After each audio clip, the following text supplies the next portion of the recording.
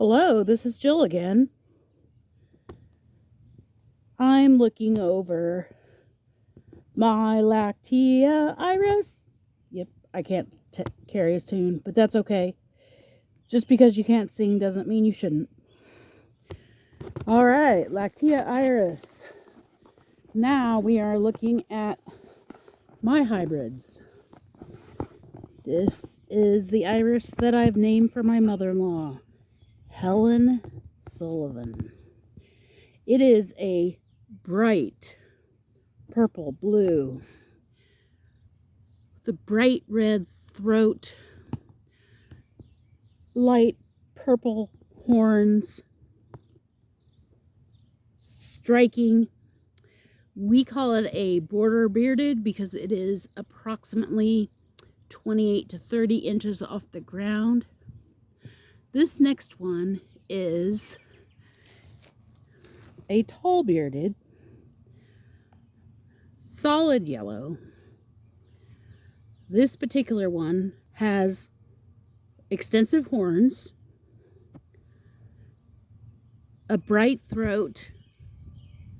Tall bearded means that it's above 36 inches, and it should be right at that 36-inch mark. The next one I'm looking at, and yes, my garden is always growing. This is a little different. This one I call Brassy Cat.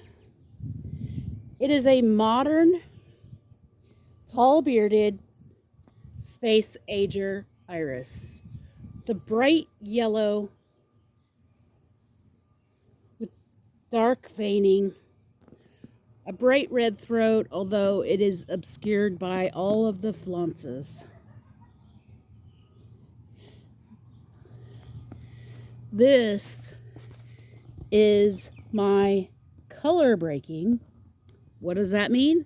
If you look closely, that is not a solid yellow. There is some white veining that is inconsistent from one to the other, thus calling it a color breaker.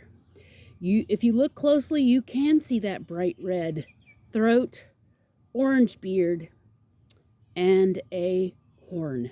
A horn is when the beard extends past the normal space and ends in a point. If you look closely, this one is the same iris, again color breaking, but the horn has begun to make a flounce. This will vary from flower to flower on whether you get just a horn or you get the beginning of a flounce. This is that paler, less modern version of the tall bearded space ager iris. In this example, you can see that flounce begins to expand itself. If you look in this one, that flounce is even more pronounced. Again, this is a tall bearded, although this one is a little on the short side, but as a rule, this particular plant is not below the 34 mark, 34 inches, so it is considered a tall bearded.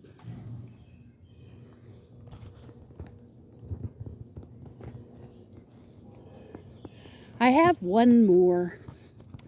It is beginning to finish its blooming.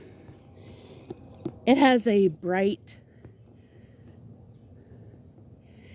modern form, not a space ager.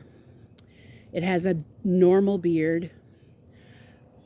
By a modern form, I mean that the falls, the part that pokes down, is kind of out and not just straight down like a traditional historic iris.